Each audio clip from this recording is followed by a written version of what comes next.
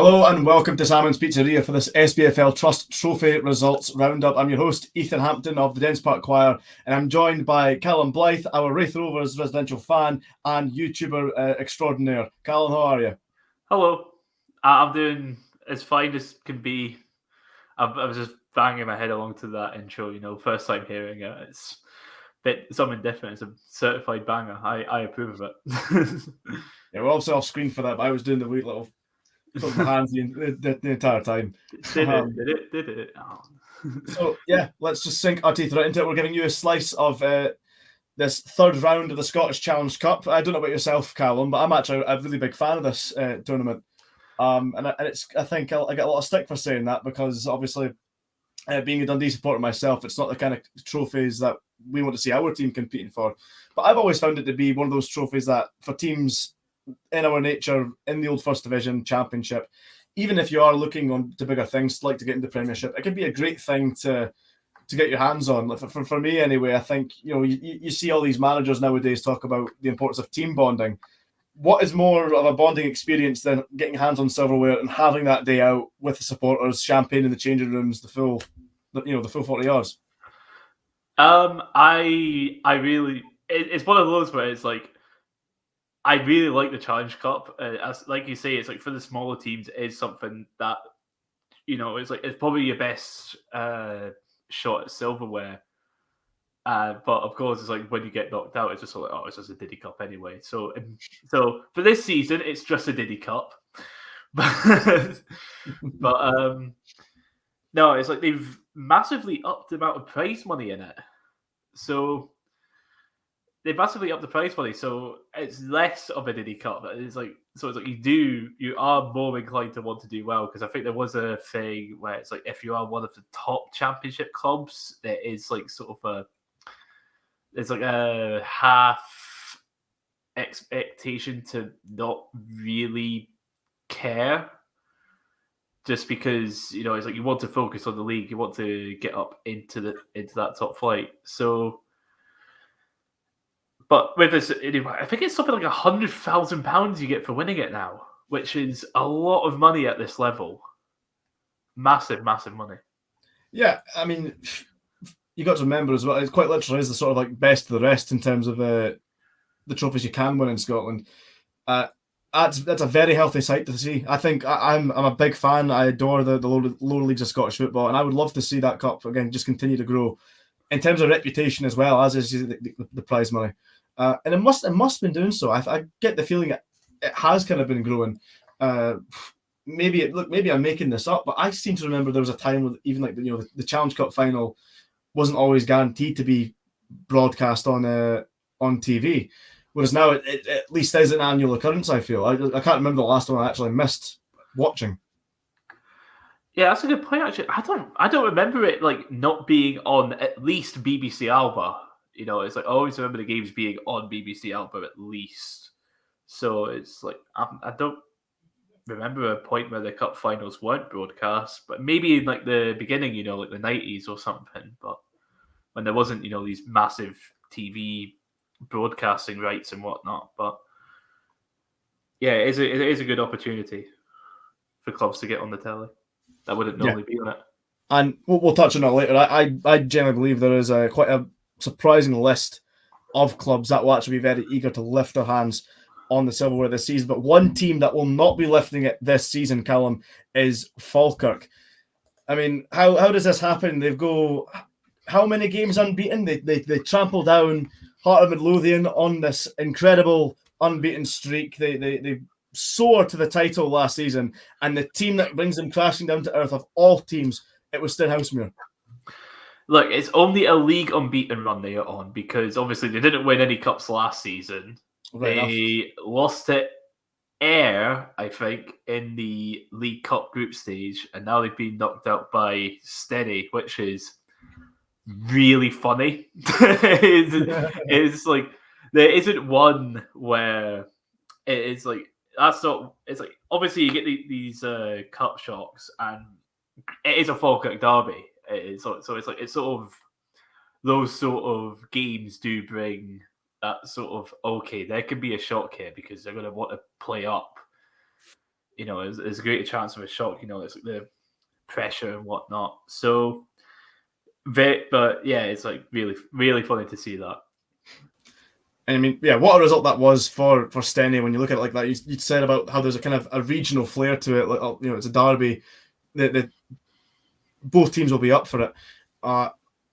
86th minute goal from Steny, from Blair Alston, former Falkirk man. And I think it was Calvin Miller with the equalising goal just before the death. So it still shows that there is this edge to Falkirk where they're not an easy team to beat over 90 minutes. Even when it looks like they've been cut off an off day, there's still that element to them there. But of course, it did go to penalties in this instance, and Steny came out on top. Yeah, it's like Falkirk do have this. They do have this knack where it's just sort of like they will go down, but they're never out of games. It's very difficult to beat them. Obviously, it's like I think it's like the close. Try to think. It's like final. There was the final game of last season when they went. I think they went 2-0 down to Alloa on the final day of the season, where it's like that was the game where it's like if they just don't lose, then that's them got an unbeaten league season. And there was also Edinburgh City where they got like a last minute equaliser through a dubious penalty looking back on it, but it's like yes, they could have these off days, or in the case of drawing against that Edinburgh City side, a really, really off day, and still come out unbeaten. It does show what John McGlynn's been able to build there. Yeah, and again, he's a manager that I think everyone kind of saw coming a million miles away. The way he had that Raith Rovers team playing, Falkirk play some really good stuff. They'll be up there for me in the championship, looking for that promotion playoff spot. But as we've already established, one thing they will not be in for is the almighty Challenge Cup this season. With Hamilton, though, we'll move on. They've beaten Dundee United's Colt team 4-0. No surprises there. Hamilton, a championship side. They've won this tournament, I think it was only 2 years ago under John Rankin. And again, another side... Well, it's just important to give them a bit of credentials, because you can't really rule them out of another decent run, can you, at Hamilton? Especially with Rankin. I feel like Hamilton used to have this reputation of being a bit of a hammer thrower team. But they've tried, I think, to kind of expel some of those demons, at least from what I saw of John Rankin since coming in. They actually tried to play some decent football on the deck, the way it should be played. And that was kind of the double-edged sword, wasn't it? On one hand, they won the Challenge Cup, but that same season, they also got relegated down to League One. They're back again, of course, in the Championship. And, for me, if you're playing positive football and you've got that strike force of Kevin O'Hara and Ollie Shaw, there's something quite formidable there in the making, I feel. They've also got Todorov, but he's not scored yet. I don't think he's scored yet for Accies. It's a weird one, Accies. It's like they've got some good players in there, but they're still arguably one of the weakest sides in the Championship. Definitely. Yeah, I mean, they've not started too badly so far, though. I mean, they've got one win, I think, this season, and it was against Dunfermline, which you can probably discount at this point. But with Accies winning 4-0, it's to be expected. They're playing a B team that isn't Celtic or Rangers B team. It's like I remember. It's like in the nicest way possible. Those B teams are genuinely pointless. There is no point. There is no point. It's like they bring nothing to the competition, really. It's like, I remember watching a good few years ago, Raith were drawn against Ross County's Colts team, and it was genuinely just an under-18 squad. And it's like the only fans that Ross County ended up bringing were player relatives. Like that would have been it. It's like no one really cares about. I was desperate. I'll play devil's advocate here, right? I was desperate to see Dundee's Colt team do well last season for one reason and one reason only. I wanted them to draw against Dundee United's first team when they were in the Championship, just so there's always historical record that they had to play our reserves in a first team fixture.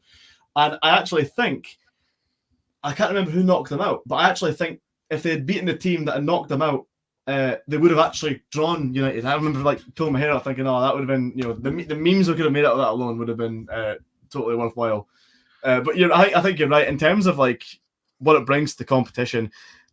I have no doubt it benefits the colt teams in trying to develop these players, giving them more exposure against legitimate teams, but maybe only to a degree, because if you're only going there to get, like I say, you're taking off these 4-0 beatings, how much do you really learn off that? Yeah, I was going to say, it's like they never get past like this stage. Like, this stage is about the furthest they will get, unless it outside of Celtic Rangers B teams. I think it's like Rangers B team in a semi-final a couple of years ago. But it's like out of those two, is like they never get anywhere. It's like they're always it's like first round, second round, third round, and that's it. They're all gone, apart from occasionally Celtic Rangers B team, and even then, it's like the whole argument around these B teams is about bringing through younger Scottish players. But it's like if the only two teams that get anywhere are Celtic and Rangers B teams, and it's like you look at them and there's like 4 Scottish players, and even then, none of those players in the B teams ever seem to make it through into these first teams. It's like I think it's like Celtic didn't even play these B team players against Bucky Thistle, who play at the same level as their B team. It's like, what's the point? Yeah. It's like you see that, it's like, why? There is no point in this. Yeah, I can't say I was particularly caring too much about getting them introduced to the Challenge Cup specifically, but the whole thing about the was it not like a vote to try and deny a motion of getting the colt teams to benefit Celtic and Rangers? Something of that sort seems to ring a bell to me, not in the so distant past. But yeah, it kind of feels like it only really benefits two sides half the time. I'm happy, at least in this case, it is all the Premiership teams. There's a little extra incentive for them. Not all of them. Overall, it doesn't really feel like there's much planning and direction for youth football, because I've spoken to quite a few pros that have all kind of said the same thing about the Reserve League. They feel the Reserve League is somewhat redundant, and I think Rangers actually expelled themselves from the Reserve League so they could send the reserves to play elsewhere and benefit and develop under other means. See, you say about like all the Premiership teams. I swear there have been seasons where like Ross County or Livingston or whatever just do not field a team in this competition. And it's like, I swear there are seasons where there is only 11 Premiership sides and like someone will just get a bye in the first round. It's like those lower teams, because it's like obviously it's like you're having to pay wages potentially for however many more players if it's professional, or like or it's like if you have like a youth system. But it's like I don't even think Livingston have a youth system. I think their youth system is just whoever's been discarded by other Premiership teams. Just Davy Martindale in the park. He's got no budget, so he's just all the kids having a kick about. That's probably what it is, actually. Livingston, who's down like in the East of Scotland League? You got like Livingston United, Pumpherston, Stonyburn. I don't know. They're just like, here, we're going to give you guys a trial in this game, in the Challenge Cup game. But yeah, no. So we're going to move on now to the Morton game, and although he couldn't be here, our resident Morton fan, Aidan, was there at the game against Callum Blyth. Morton were 1-0 victors, and I believe we do have his thoughts on the match to project. Best way to describe today's game was first game of football that you've gone to. You've got no idea who either team are. All you know is a championship team playing, but it was impossible to tell who the championship side was. We had moments in the game. They had moments in the game as well. They started off lively. Cowdenbeath started off very lively in the game. They score a goal early on. It's chopped off for a handball. So instantly warning signs are there for Morton. We keep the ball for the majority of the first half. Stats will show that as well, but stats mean nothing, in my opinion. We've kept a lot of the possession, but we've done absolutely nothing with it. No real creativity. The gaffers came out after the game and said the players are still trying to gel and get up to speed. Whether that's true or whether it's just he's just trying to put paper over the cracks of how poor we played against Cowdenbeath, I don't know. Second half starts, Zach Delaney bursts into the box, ball across the face, a goal, and it's a good good tap in from Michael Garrity, but it's good for Michael Garrity to get on the score sheet. He's been out on loan at Annan for a couple of seasons. He's come from the academy, so he'll take any goal at the minute for us. We don't have anyone scoring for us. Owen Moffat's kind of been our main focus for goals. We've got the Jet up front. He looks like he's running with weights in his pockets half the time. We brought in Jordan Davies from Connah's Quay. He scored a load of goals last season, but he's not getting a chance at us at the minute. And then you get Lamar Reynolds. He's another story. He's a story for another day. He doesn't look at this level at all. He's coming from Maidstone, so we don't have any real goal threat up front. Defensively, we're okay, to be fair. Other than last week, we've been okay. We've kept clean sheets, but last week we gave away the penalty to Falkirk. It was clumsy. This week we gave away a penalty to Cowdenbeath. Ryan Mullen saves the penalty, and I think if Cowdenbeath scored the penalty, they would have won the game. I don't think it would have ended up going to penalty kicks. I think that really drove them on, because we didn't look too interested in doing anything with it. It gave us a wake-up call. It's all if, buts and maybes, but I do think Cowdenbeath would have gone on to win the game. They set up well, they organised themselves well. There was a scuffle at the end of the game. Zach Delaney gets sent off. One of the Cowdenbeath players gets sent off as well. It's one of these things, you can just give both players a yellow card. I had the Cowdenbeath manager after the game saying the same thing. It's a yellow card for both players, and just got on with it. There's not long left in the game. But it is what it is. The referee's made his decision. But yeah, for Cowdenbeath, they'll be happy with their performance. At the very least, they deserved a draw out of the 90 minutes, and let penalty kicks determine the fate. But I'm happy that we're through into the next round. There's a lot of big hitters out the competition now. Falkirk are out the tournament. They've been really dangerous this season. They're on the unbeaten run. Partick Thistle are always a team that you want to avoid in tournaments.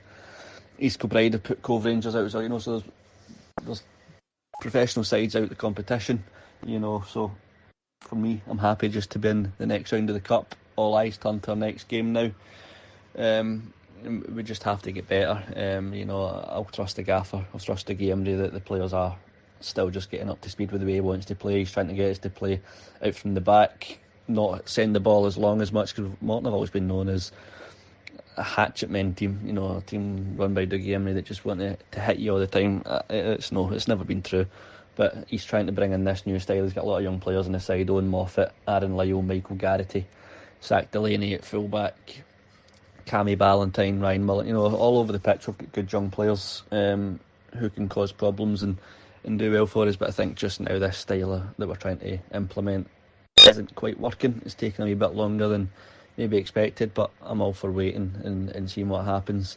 But yeah, overall, happy we're through into the next round. We're fortunate to be in the next round of the Cup. Room for improvements. Cowdenbeath can be happy with their performance, but ultimately they will be disappointed that they're out. But yeah, for me, happy with the result, and we just need to keep going now. Some interesting points raised by Aidan there. He mentioned earlier there, Callum, about Morton having that reputation about being, his words, a hatchet man team. I say his words, not mine. But, for me, Morton have always been this team with a reputation that were actually quite tough to beat. And for me, I think that can actually carry a team quite far in regards to when it comes to running in these cup competitions. Morton are absolutely a bunch of hatchet men. I'm so sorry.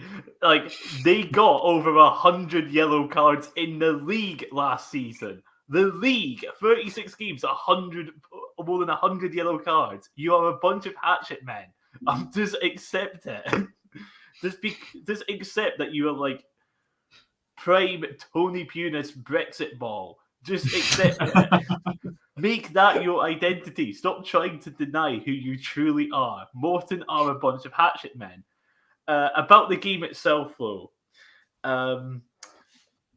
it's only winning 1-0 against Cowdenbeath and you are a championship team is, of course, really concerning. And as he was saying, it's conceding after 2 minutes. It's seeing that come through when I was just scrolling through flash scores yesterday afternoon, just seeing what the games were, just trying to remind myself, and I just opened it up and it's 2 minutes and it just goes red and it's just Cowdenbeath 1-0 and it's oh my word, that is really, really funny.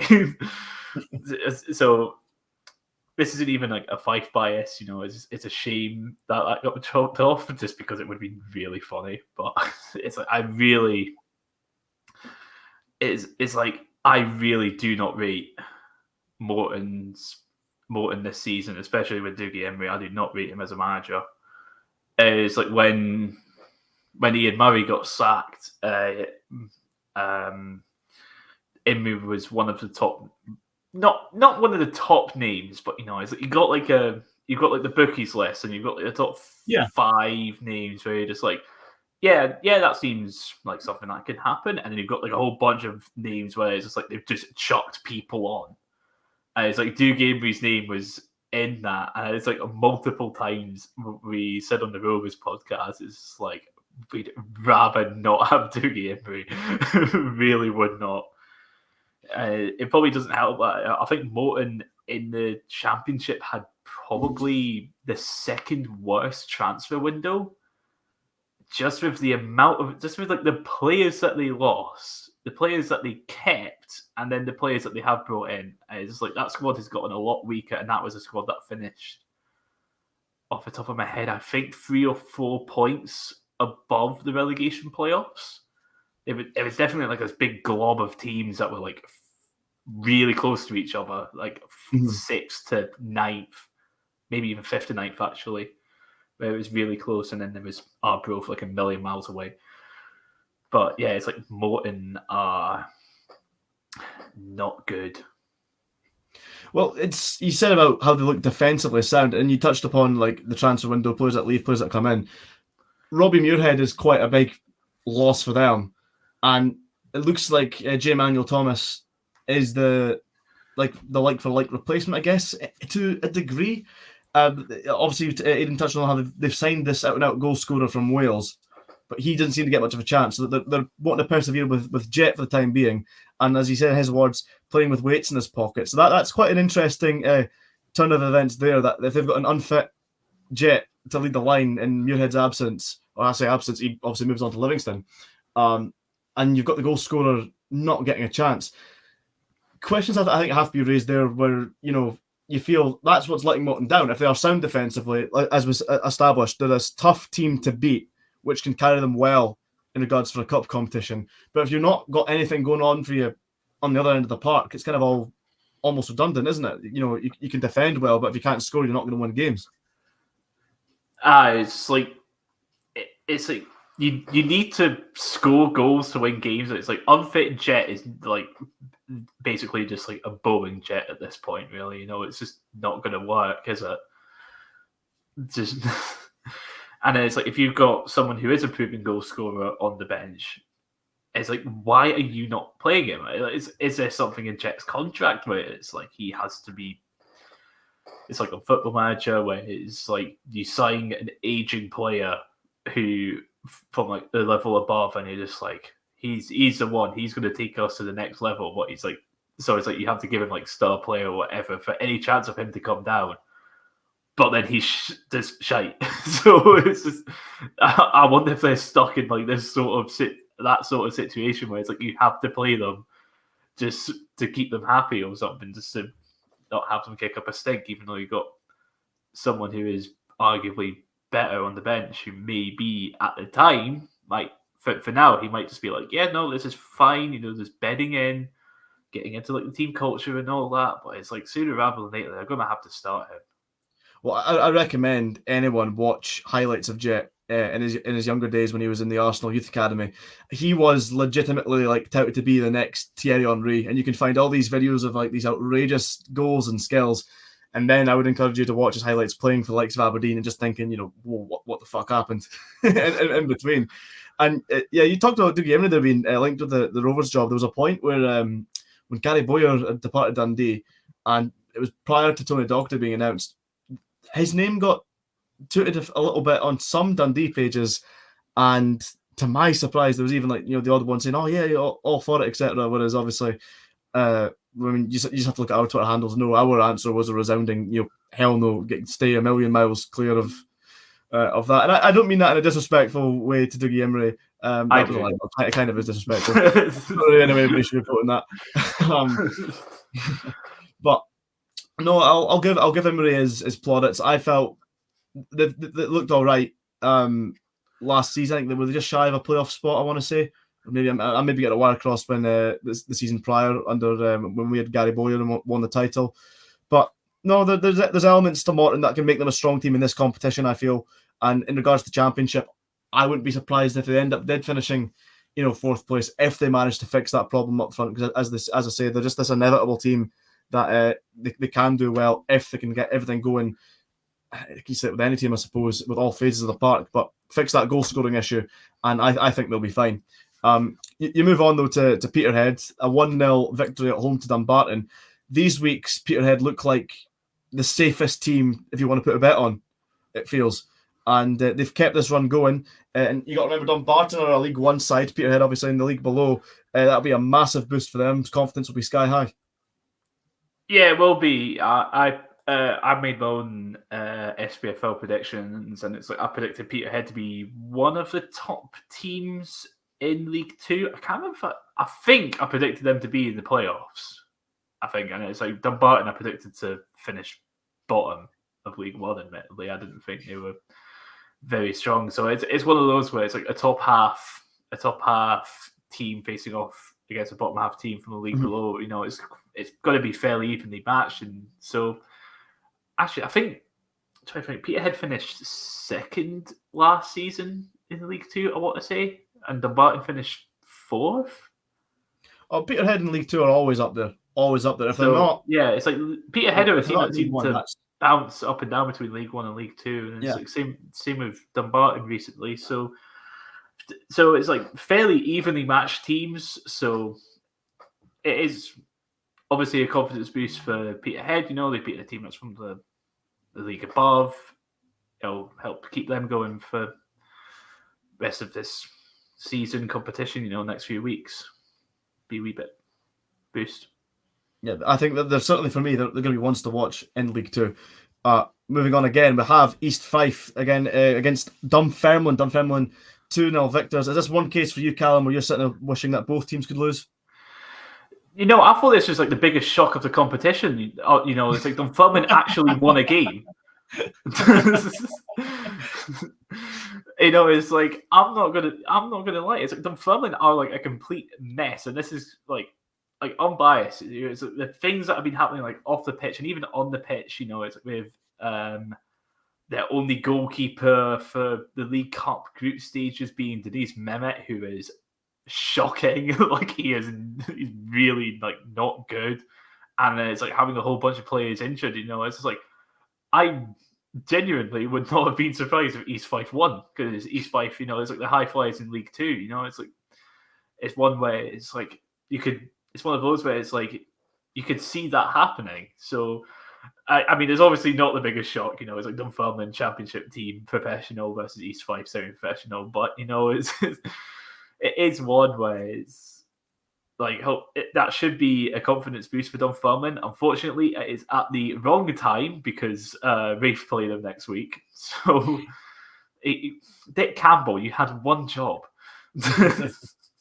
Yeah, no, it's a very curious case, I feel, with Dunfermline. I've really struggled to understand what's really going on with them. I seem to recall those German investors came in a few years ago, and I think they promised a lot more than what they've actually provided. I thought when they brought in James McPake and Dave Mackay, I thought that was great for them. You felt that would get them back into the Championship, and perhaps they can build on from there. I mean, they did the job with Dundee, getting Dundee back in the Premiership. You felt okay. No, there's maybe really something positive to work with here.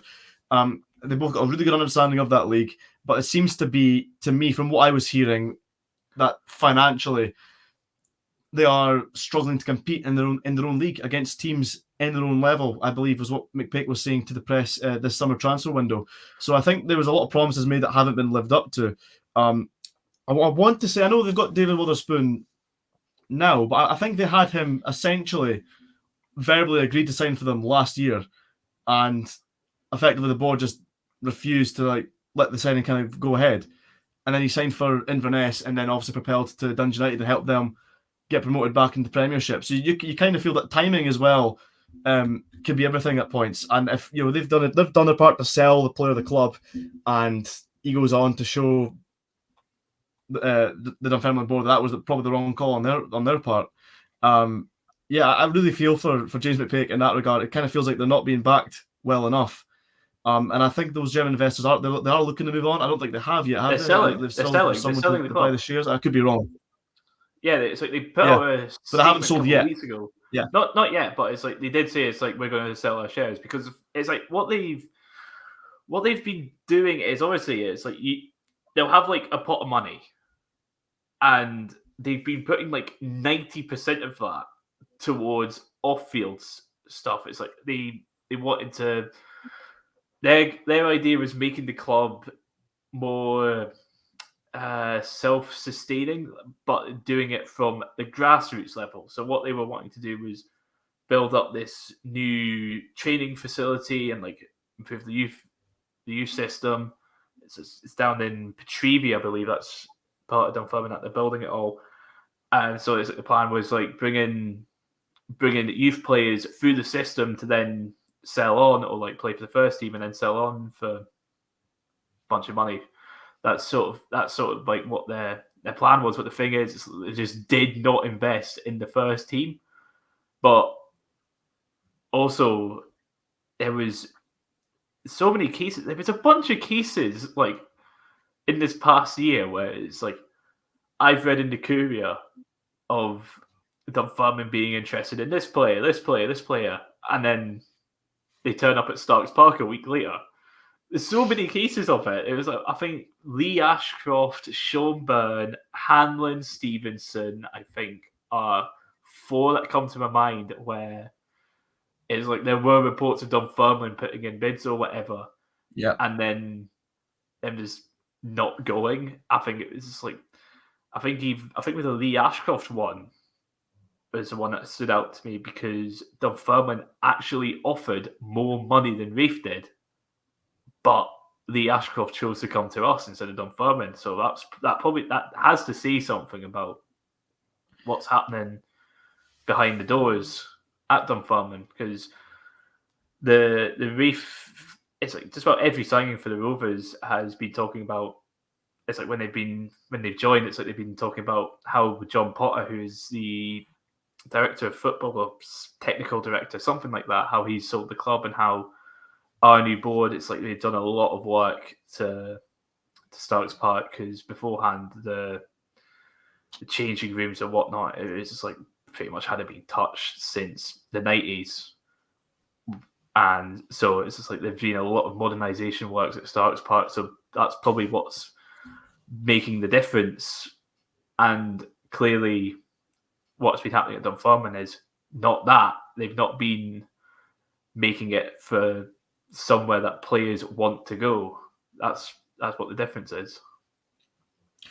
Yeah, the Lee Ashcroft one, I think it mustered up a lot of noise. I remember a lot of Dunfermline fans online just saying, how does this keep happening? What is going on? And you say it's interesting that if they did offer more money, I think it's even more interesting that Ashcroft played for them before. He was a captain. He was a captain before it. It was a manager he's worked under previously. It kind of had all the marks to be like, yeah, set in stone. He would surely go there. And then pick Raith Rovers. Well, to be fair, Raith Rovers were performing much better than them in the league, weren't they? Looking like they were going to be on for the title at that stage, I believe. But yeah, it's a very, very curious case going down there. And I think, as I started off this episode with praising the cup competition for exactly this kind of nature, a cup run could exactly be what a club like Dunfermline need at this moment in time in that kind of scenario. They might just need that boost of morale. Yeah, because it's like what was it? I swear they were like the last team in the SPFL to score a goal, and that game was it against Hamilton, or was it last week against? I think it was last week against Ayr, which is what, the 4th league game of the season. Yeah, that was their first league goal, and it's like League Cup. They were shocking. It's like the one win came against Spartans, and then it's like they lost to Cove, Forfar, Livingston. Yep. It was just really, really bad. And it's like start of the league season was really bad. It's like I put them bottom, and that wasn't even a case of any sort of Raith Rovers bias. It was just a case of like looking at the club and just being like, this is not good. This does not look good. Take from me first. Forfar Athletic are an absolute shambles. So if you're I know, getting it's just like something is wrong. that's what shocked me as well. I was like, I wasn't. It's like even I didn't expect that because it was just like Forfar seems they went under the radar last season with how poor they were. Yeah, it's like they were close. It's like the bottom of League Two. You had that battle with Stranraer, Clyde, Elgin, and it's like Forfar were in that at the end of the season. It's like they were right in amongst it. yeah. I had a friend trying to tell me that he could see them going on this unbeaten run to try and sneak up off a playoff spot. And I thought, absolutely no chance. No. That was like I think they were maybe 9 points away from the playoffs, the nearest playoff spot, and there was only like 5 games to go. I was like, yeah, there's not a chance that's gonna work out. But any playoff spot they were going to be in, it was going to be the bottom one, and it's like, how on earth has this happened? They have got Ray McKinnon as a manager who. Granted, this is probably like nostalgia speaking from when he was at the Rovers and Dundee United and whatnot. It's just like, what's he doing down there? It was just like he got Queen's Park out of League Two, I think, but that was when they turned professional. Yeah, he did a very good job at Brecon, which propelled him to Raith Rovers. Then and he wasn't even a bad manager at Dundee United, to be fair. Exactly. I think it was a case that they'd just been relegated at the time. He didn't. It's that Falkirk stint. It's that Falkirk stint, yeah. and since then it's just been straight down. You could argue the Morton part didn't help either. It was like Morton for like the summer. It was like Morton for the summer, and then just went to Falkirk.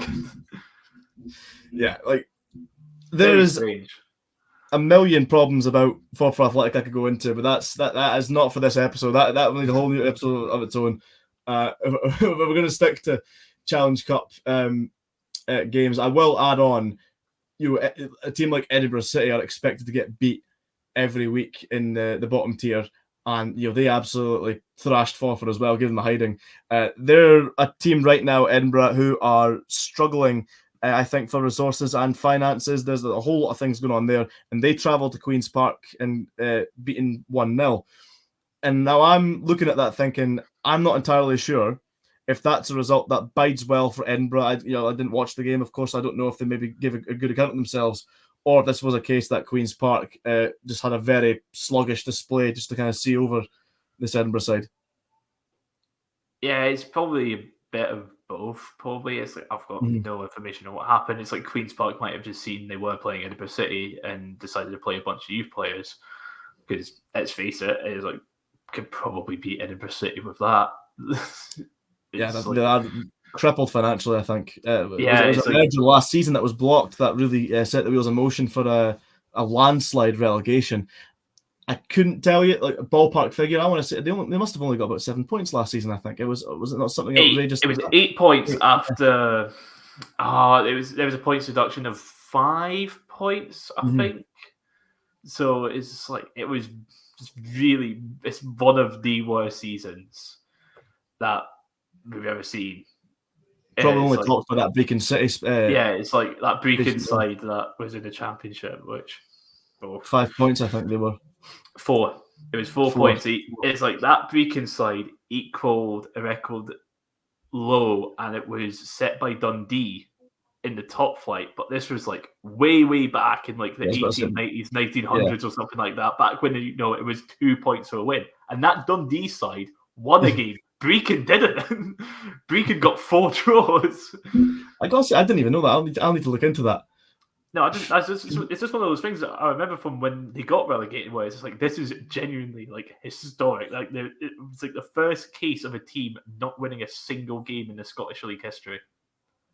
Well, looking back onto the game though, a point I quickly want to make there is see with Callum Davidson, you look at that on paper, there's not a better manager to have for cup runs because statistically speaking, he's won more cups than any other manager in Scottish football outside the old firm since Jockey Scott, maybe?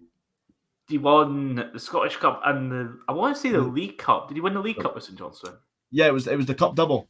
Yeah, it was a cup double season. Yeah. Yeah. And so you look at that experience in winning the Big Two. Now he's at Queen's Park. They seem to have a very healthy foundation as a club, being in the Championship. Well back financially. They've brought in some good players that I'm quite well familiar with, in regards. I know what's already there with the likes of Callum Ferry, Dom Thomas. They brought in Zach Rudden in the summer alongside Cammy Kerr. Those are signings that I think will prove to be very formidable in the Championship. Cammy Kerr especially, I think, is an excellent signing for them.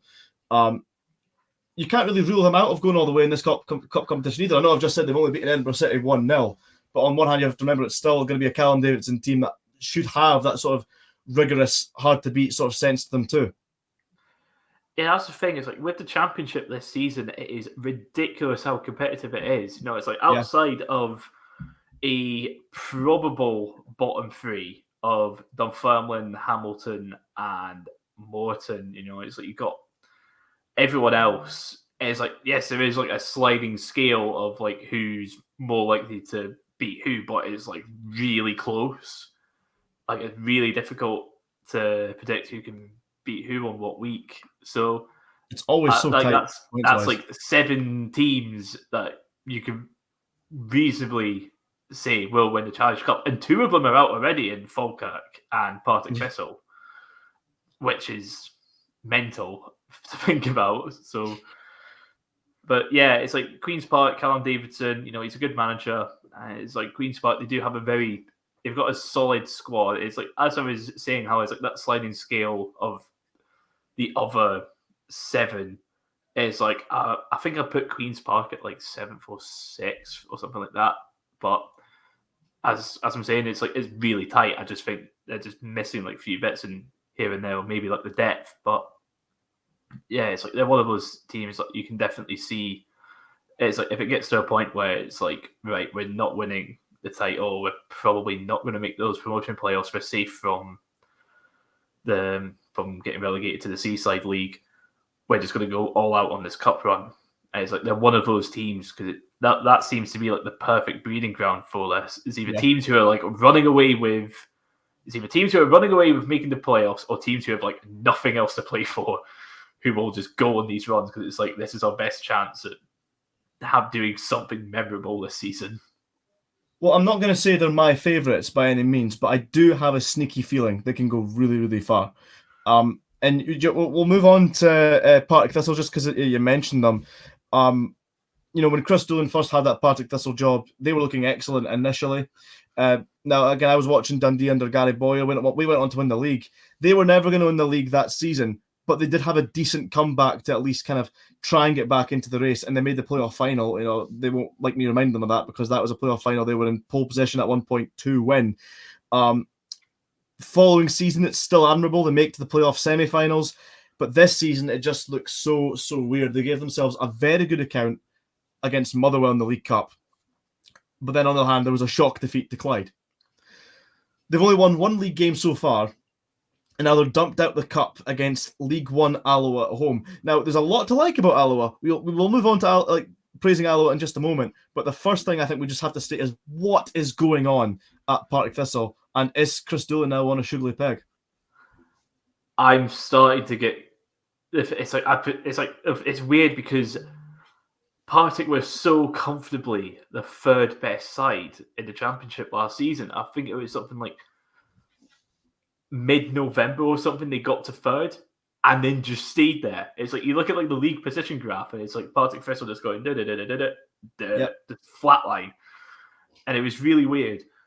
But having this sort of start to the season is a weird one, because it's like you look at the squad compared to last season. It's like they've strengthened.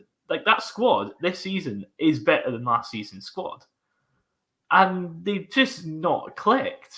They just haven't. It's like, as you were saying, it's like the shock. It's like defeat to Clyde. Granted, it was helped by a really funny Lee Ashcroft own goal. I'm not sure if you've seen it, where it's like he passes the ball back to the goalkeeper from the halfway line, and it still ends up in the back of his own net. I want to say, was it not David Mitchell that was more at fault? From what I can remember of it, I just seem to recall that he had the chance to clear it, and it was like probably more David Mitchell on top of the ball and falls over. I think that actually injured him. I think him falling over into the net injured him, and it's just one of those bizarre things. But it's like, it's just not clicking. It's like when it's like Raith's 1 win in the league so far is against Partick, and that was when we didn't have a manager. And it's like, even then, it's just like we're coming off of like our manager being sacked. right? It's like that is prime for Partick Thistle to like strike, and it just didn't feel like it. It didn't. It's like last season. It's like you had like this sort of, I don't want to, not fear, but knowledge that Partick Thistle are one of these sides where it's like on their day, they will do harm. It's like there's multiple times where it's like they won games for like 3 or 4 goals. But it's like they do not look like that at all this season. I'm not sure if it's just, the thing is, it's like their main striker the last few years has been Brian Graham.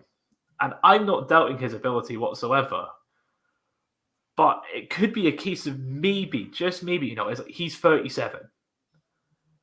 This might be the point where his legs have started to go, and they might be losing something off of that. But then they've got what's the boy's name? Rico Diak or whatever. It's like they've got youngsters on the bench, and it is weird. I do feel like Chris Doolan's starting to get the heat turned onto him. I've seen Partick Thistle fans online discussing it and basically saying it's a case of see where they are after the first quarter of games. So that would be like October. Well, yeah, that's the thing as well, because the league is always so tight. I'd like to think he's going to have credit in the bank that they will give him longer. I hope they stick with him. I don't think getting rid of him is the answer from what I've seen so far. But yeah, because the league is so tight, all it takes. Listen, they could maybe have some more brutal displays, but pick up enough points in between that all it takes is for them to click on that one day, get a small run going, and then suddenly the prospect of what they want to achieve can open up because of how tight the division tends to fold in. And as I said, there's good players there, and yet they very well may have to reassess the whole Brian Graham situation. Not that it was all on Brian Graham necessarily, but there probably is elements that maybe there is a bit of staleness there. Because as good as it is to have like a core that you can work on and build around, sometimes you do need a bit of freshness to come in, and I don't think they have. Again, I will happily be proved wrong or corrected by someone in the comments, because I'm not going to pretend to be a complete Partick Thistle expert by any means, but I don't think they have that kind of natural target man to replace Brian Graham. If they had to drop Brian Graham for the next game, I don't think they have anyone that does the same sort of job. I remember they had Adeloy, if he's still there from last season, is quite good at finding the back of the net. I think he was formerly, I want to say, was it Ayr United? Yeah, I know who you're on about. I can't remember. It was definitely at Swindon, is what I can remember. It didn't go so well at Swindon, and Partick Thistle brought him in. And you're right, in terms of the recruitment, it's been sharp. And Lee Ashcroft, I thought, I must have tweeted at the time, for me, he's probably the best centre-half in that division. I said that when Raith Rovers signed him as well, but Raith Rovers, you guys barely got to have a look at him. I think he was injured on the first or second game. Half an hour he lasted. Yeah.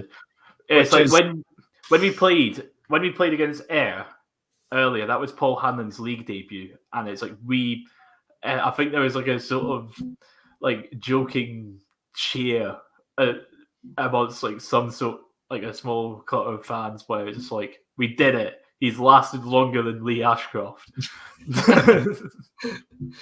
Yeah, no, it's I really felt for Lee. I felt that could have been, that's maybe a season-defining moment. I felt if Ashcroft was having a run of games in that Wraith team at a time where they began to capitulate, that could have changed everything if he was able to stay fit. But again, I don't want to go on a tangent. We're going to try and stay on course here, because Alloa Athletic, what a start! They've beaten Steny at home, who are joint top with Alloa in the league in terms of points, and an Athletic away, who are a very good side. We're going to touch on them later.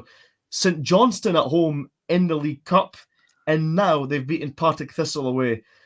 I mean, I remember they had a great cup run years ago. I'm finding myself. The one they beat Rangers. They beat Rangers in the semi-final. I do recall it was Barry Smith must have been the manager. Took them to the final, and then I think resigned the week before, and they got hammered off Livingston in the final. I just thought, what was the point of that? That was back when they had Michael Chopra leading the line, and now they've obviously got up with Connor Salmon being the talisman up front. Of course, have to give him a shout out on this platform, I feel. But I'm finding the same myself with quite a few teams here that you can't rule them out of this, you can't rule them out of that. Alloa very much fit into that fold. For me, they're probably my favourites to win League One this season. There's a lot of quality there, a lot to like. Some top talents there when I think of Mikko Virtanen, Stefan Skugel, Kevin Colley, who's been there forever. He scored twice in this game. Already given the shout out to Connor Salmon as well, obviously, too. There's a lot to like about Alloa. And in this case, I just mean, what a result, what a start to the season. I could see them generally going pretty far in this cup. It's like Alloa are definitely one of the top sides in League One this season. You know, it's like I think I predicted them to finish second. I actually think they will go up.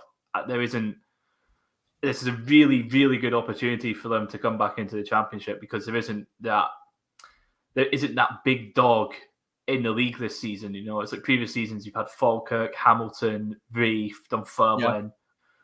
These sort of teams coming down where it's like they're going up. It's just like we're not going to be beating them to title or whatever, and then seeing whoever they get in the playoffs. But this season, you know, it's like the only it's like the only professional teams are Queen of the South, who last season finished 7th, like a couple of points above the relegation spots. Yeah, nowhere near the playoffs. And Inverness, who granted were a complete and utter mess throughout the summer, and I had to make 2 videos on them. Although there is starting to be a turn for the better with promises of like these investments, you know, Alan Savage coming in. But Alloa definitely this season have a really, really good chance of coming back up. They are definitely it's like they've been up there for ages in League One, just like finishing in these playoff spots, but just not quite having enough to break through the playoffs to beat whoever is finished ninth for the Championship or whoever else is finishing the playoffs with them. But this seems to be. I've got a good feeling about Alloa this year. They always look like a top side when they're in League One. Always, and they've had a few times in the Championship where I've found a lot to admire. I think was it Peter, was it Murphy? Was that his name? The manager that was there. I feel like I'll apologize. It was like the early 2010s that they were in the Championship. I do remember them being in the Championship. Paul Hartley had taken them up that far, but I'm kind of thinking like, you know, since then I've forgotten the old manager's name. He went to Dunfermline and did horrendous. But his Alloa team, Peter Grant, that's it. Peter Grant, not Peter Murphy. Peter Grant. I was a big fan. I like how the moment you mentioned Dunfermline being really poor is how I immediately get it. You know what the worst thing is? See that season, I don't think Raith beat them. I don't think we beat them that season when they went down. But yeah, no, like I said, there's a lot to like about Alloa. I feel you're right. There's not that top dog in the league for them this season in terms of team. Financially, there should still be. Like, you would look at that on paper and say, right, okay, Inverness, bit of a grey area with everything that's been going on. Cove Rangers are a hybrid team. They should be up there. They're not. They're doing horrendous. And again, we may as well just touch on them next, I feel. Then you've already mentioned Queen of the South. So yeah, but bottom line is, it's a great result for Alloa. We can see them doing well in the cup. Doing very well in the league, and a team that should be doing better in that league. We're escalating to that now. Cove Rangers, 9th in League One. Another warning sign, you think, with Paul Hartley. It kind of sounds like the guillotine is being sharpened at this point. It's a very worrying time, I think, when you have a team that's, I say, hybrid with some full-time players. When they got promoted to the Championship initially, you felt they were only going to go from strength to strength, and it's just they've completely stagnated. And now they've slumped to a 3-2 defeat away to East Kilbride, of course, of the Lowland League. Yeah, it's like Cove. With Cove, it's like last season, of course, they made the playoffs. Or did they finish 5th last season?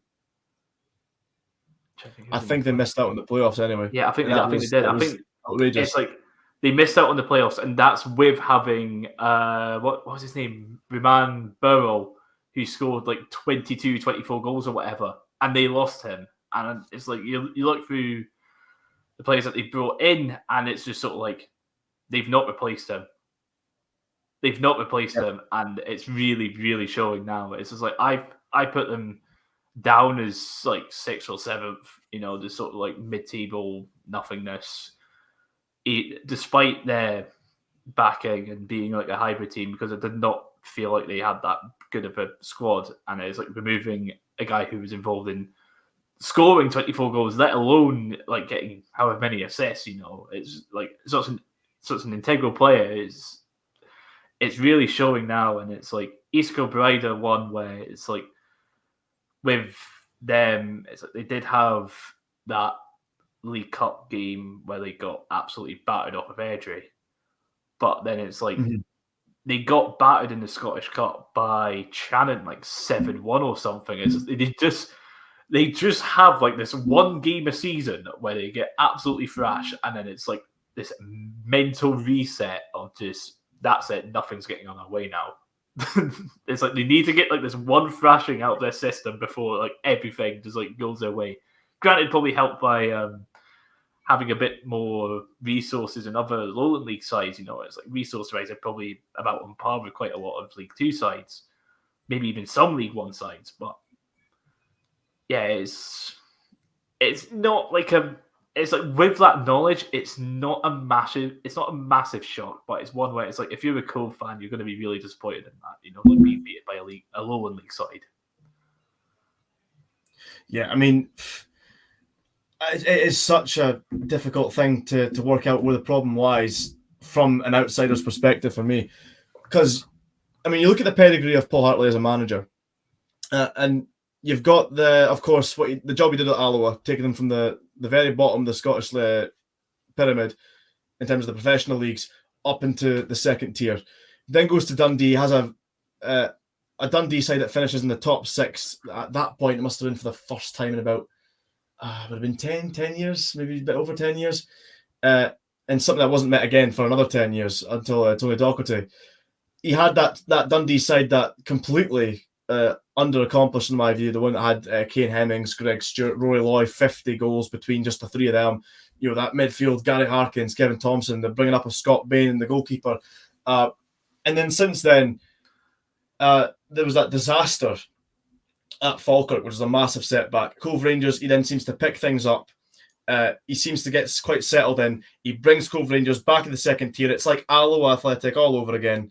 And then at the point where he leaves for Hartlepool, this must be the kind of sliding doors moment. Of course, Hartlepool, it's another Falkirk, it's another disaster. And his replacement at Cove Rangers, Jim McIntyre, he wasn't up to much. That was a disaster a disaster class on their part. So then Paul Hartley comes in and you think, right, here you go.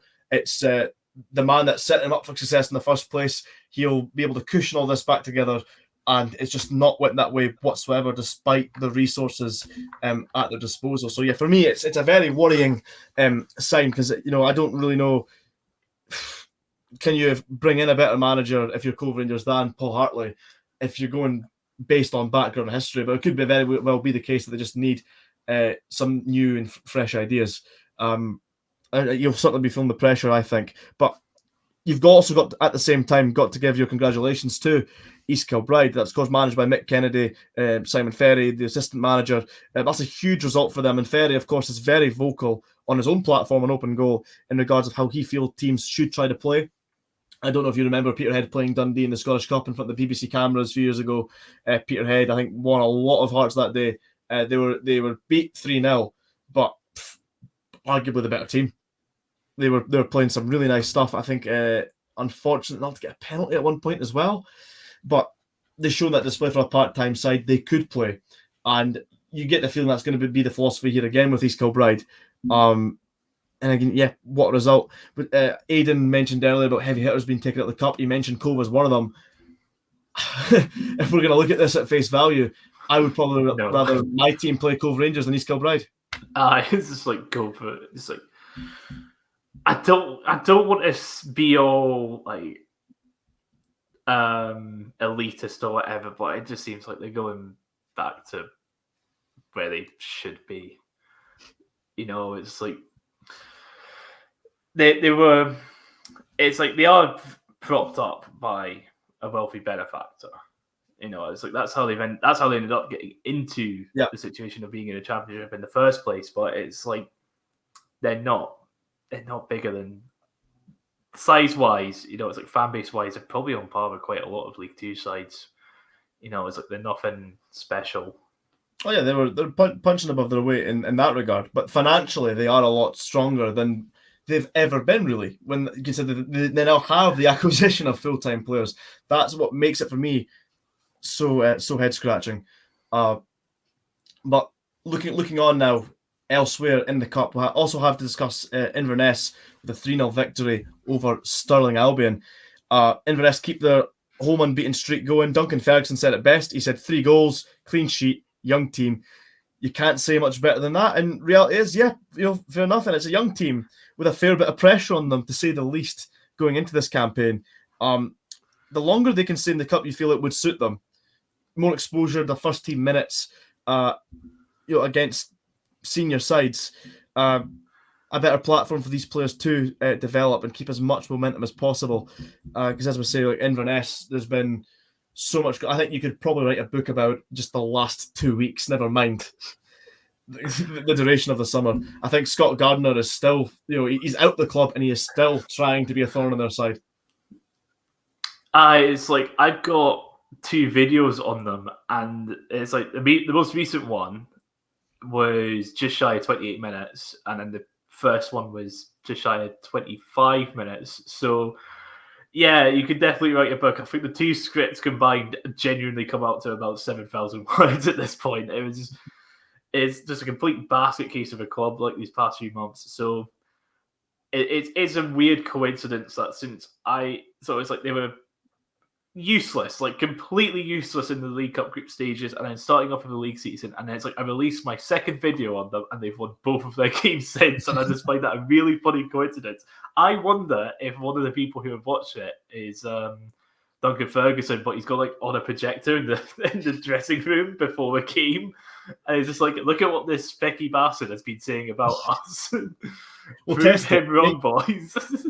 Make a video on a host of teams, calling them all shit, and then see if there's maybe it's the Blyth bump that we refer to. Maybe see. There we go. That's what it's going to be. It's like seeing this happen. I'm just sort of like, I should do one about the Rovers at this point. That would be really helpful. But yeah, no, it's a good win for Inverness. Historically, a team with quite a good record in this cup competition. But again, I don't think a shared title in 2020 because we never got to play the final. Thank fuck, because we hadn't beaten them in 20 years at that point. So got saved from that. John Robertson winning the cup as well with Inverness. He may have won it with them more than once, to be fair. I think they've won it twice before. Before the COVID, I think they've won it twice before. And in front of an audience, it was the first time one of the foreign teams got into the final. One of the Welsh teams, I can't remember which one specifically. No, Ross County won that. Ross County beat Connah's Quay Nomads. It was just played at Inverness Stadium. That was Ross County. It's again Ross County, Inverness, tomato, same difference. Highlands, they're up there somewhere. it was what he is. Terrible impression. So yeah, no, a good win for Inverness though, and we've got to look on as well to. I was going to say their sister club with Kelty Hearts, a 3-1 victory over other Highland side, Elgin. Another team that benefits in the bigger picture here because they are top the league in League One and they're through in the cup. It's been a great start for Michael Tudor's men. Kelty have had an excellent start to the season. I completely underestimated them. It's like I'm sorry to keep referring to my prediction video, but it's like I put them like down. It's like. At first, 8th and then 9th, because it's like between them and Sinnosmuir. It's like this is an even match between who will get that relegation playoff, in my opinion. It's like I didn't think they had done that well, but then it's like they did bring in Scott Allen. Yeah, they brought in Scott Allen, and now it's like it's like I did caveat them beating Hibs with it being Hibs in the cup competition.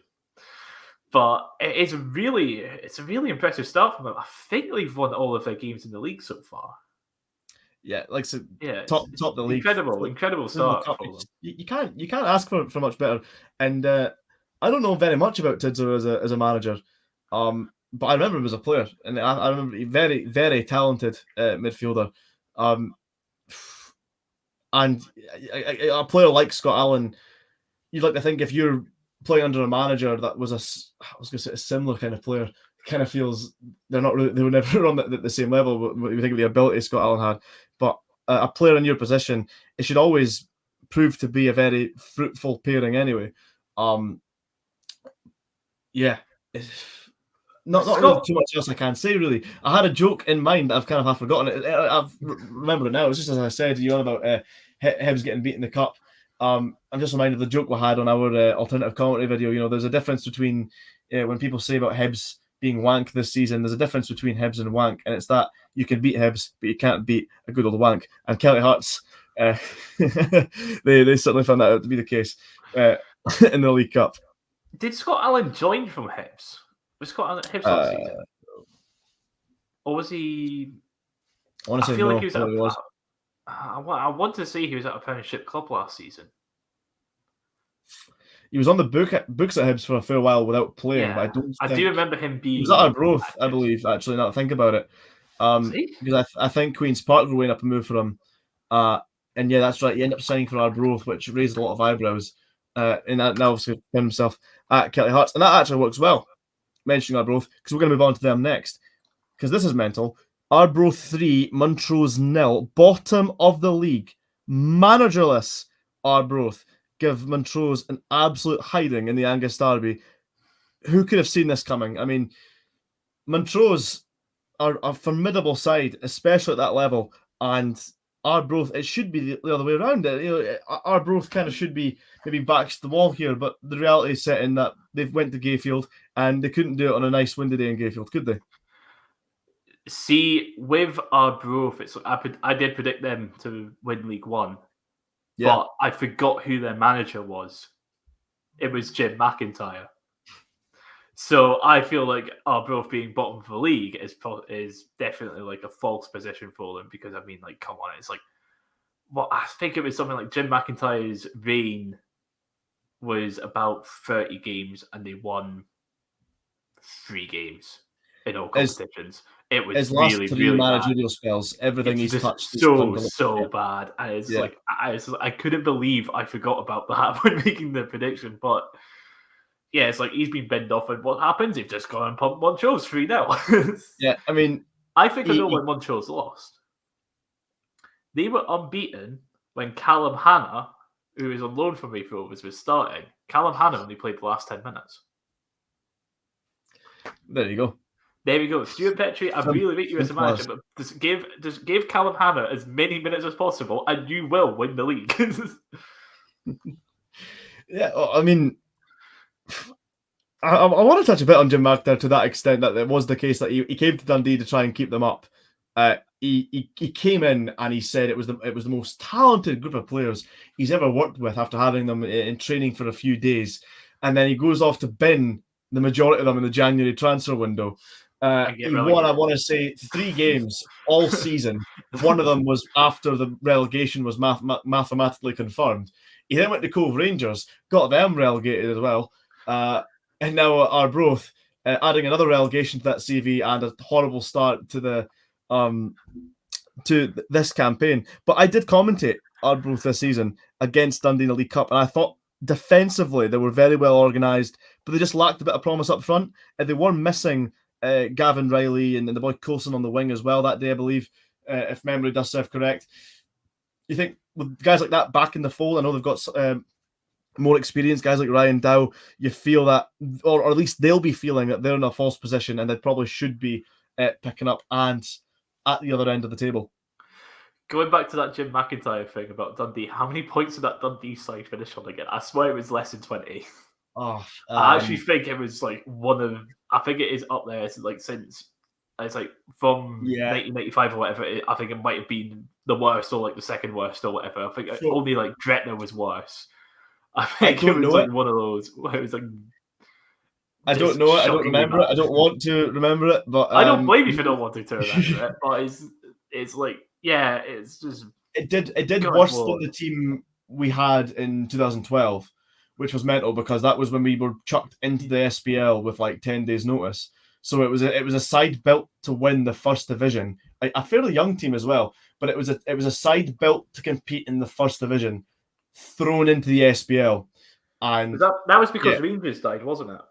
It would have Yeah, been, it was when Rangers were liquidated. So mental just to look back on that and think, as bad as that season was, and it was brutal seeing your team get beat like that every week.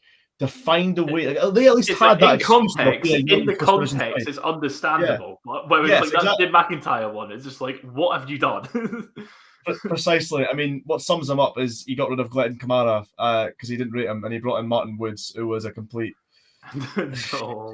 Yeah, no. The less I say, the better. But no, Arbroath, that could be a great victory for them in terms of I can't say kickstart their season because we're only a couple games in, but certainly to get the gears going in the right direction for them. I don't know who's maybe being looked at on being manager. I know it's a collective of first team players. I think have taken the team the past few games. I think Colin Hamilton is one of them, the left back. So it'd be interesting to see where they look to move on from here. You would think, a result like that, maybe they'll consider the current setup going forward. But you think if they have that ambition to get back in the championship, they might lean to someone with more experience. Player communism, it's like players seizing the means of management. Players of the world unite. The roster, all right. The centre half's the managers this week. Next week it's the right back. Then it's the winger. Soviet Union of Arbroath. Our Arbroath. Arbroath. Arbroath. Yeah. So again, there's a lot of times I'm finding myself seeing there'll be ones to watch, and that will be a situation I think will be very interesting to see how Arbroath look to move on from there. And a scoop I guess I could provide is when they did appoint Jim McIntyre last season, there was a feeling amongst the board that it was he was the best candidate, but in a very reluctant sense. They had preferred candidates that just weren't willing to move, and the fact McIntyre was willing to move or commute is kind of what sold him the deal. And I've got that from a pretty. They got to the bottom of the barrel. Yeah, I got that from a source as good as they come, with a link to the Arbroath board. So it's kind of like, well, yeah, that's absolutely mental, and see how they do from there. You can maybe pinpoint when Dick Campbell departed as maybe where it all began to go wrong for them, because they at least had that style with Campbell. And they were punching above their weight. Of course, they were. They were at one point 12 minutes away from playing Premiership football, and then the one bad run, modern football, the manager's gone. It's absolutely crazy. Moving on as well, we have another result where I got to say I cannot say I'm surprised here, Callum, because Airdrie 3-0 away victory to Queen of the South. Airdrie play some lovely stuff. They gave Aberdeen a great game at Pittodrie in the League Cup this season. They were also too much for Queen of the South to handle on the day, and Queen of the South have been struggling for some time. Airdrie, by the way, needs to mention an outstanding record with Rhys McCabe when it comes to cup competitions. Obviously, they're the defending champions. I think they could very well go back to back. They've got to be deemed one of the favourites. But just touching on that cup record, because I did not attend our game against Airdrie this season when we beat them 6-1 in the League Cup. But I did prepare notes for my friends in commentary, and some of the stuff I touched on was the fact that you look at the last 2 seasons alone. Now, again, forgive me, this first stat might be slightly off in terms of the number of the round, because I get muddled up, with the first round, third round Scottish Cup. But they got the furthest in the Scottish Cup than they had done in 10 years. And it was McCabe's first season in management. They then win the Challenge Cup. Then there's the League Cup group stage last season. They did a clean sweep. They had us in the group as well. Premiership Dundee, they had us in the group. They did a clean sweep. They won every single game. And they're knocked out against St Johnstone in the knockout stages after qualifying. This season, League Cup, great account of themselves at Pittodrie, as mentioned earlier. They qualify, knocked out by a very good Dundee side. They're a side I think that everyone will be watching in the Championship this season. And as already mentioned, they are the champions in regards to this competition. Where do we go from here? You wouldn't be surprised if they won it again. Yeah, it's like Airdrie. It's like Rhys McCabe. I do rate Rhys McCabe. It's like if he was the one to, I think it's like behind Tam Courts, he was probably the second favourite for the Rovers job amongst the fans. But it's like with this season, it's been a bit of a weird start where it's like, as you mentioned, it's like they did get through the League Cup, but they got beat 6-1 by Dundee, and then there was a game against Ayr where they got beat 5-0. Yeah. And then it's just sort of a weird one, isn't it? Where it's like they do play this style of football. They play a really good style of football. Well, they can play this really good style of football. When it works well, it works really well. And it does work really well about 50% of the time. And there's times where it's a bit more physical. It's like they do have that side to them where it's like they can deal with physicality, but then there's just games for whatever reason, like this season. It's like I feel like they lost a lot of key players from last season. And this season, it's like they have replaced some of them. They're still a really good squad, but they're not what they were last season, and that's probably showing with these big defeats. But yeah, it's like with beating Queen of the South, it was very much expected, and they did it in a convincing manner, and that's all that can be really asked of them, really. Yeah, I will defend them for the Dundee defeat. It's not just my way of saying it, because we're proper good right now. It was a case that as soon as they went down to 10 men, it was like damage control, I think, was out of the question. I want to say it was maybe only 2-0 at that point. It was maybe only 2-0 at the point of the red card. I can't remember. Like I said, I wasn't actually there on the day. I missed it, so I was watching it from on DTV whilst I was away elsewhere. And that game against Ayr, that was another game I missed it. I know that was Friday night, BBC under the cameras. I just had to write that off when I was taking those notes for commentary, just to say, like, well, it's got to be a one-off. Has to be a one-off, you would feel, with how impressive they've been. And yeah, no, you're right. I think there's still a few players, though, from what I can recall, looking at, thinking they do catch the eye. But after all, they were in the playoffs last season in the first attempt. A young player manager, of all things as well, a young manager looking to play the right style. No, I certainly think they will be up in the top end of the championship table. And at the end, I think we'll go over our favourites. But for me, I don't know. I'm really struggling to think of a team I can put beyond them. No, they're definitely, of the teams that are left in the competition, they're definitely got to be one of the favourites now, seeing the teams that have been knocked out. And another team that I'm really happy to touch on, and again, it comes from having seen them play this season, another result. You talk about a 3-0 victory away, being good and professional. How about this? Annan Athletic, 5, Stranraer 1, away to Stranraer. So I was very impressed with Annan. Dundee played in the League Cup group stage. I commentated, and they play with bravery. There are some very tidy technical players. They've recruited so well. I mean, Paul McGowan, he's a hero for us over at the blue side of Dundee. But of course, he's absolutely technically excellent. Brings so much maturity alongside Josh Todd, again, also exposed to a decent level throughout his career. Mature, experienced, gifted.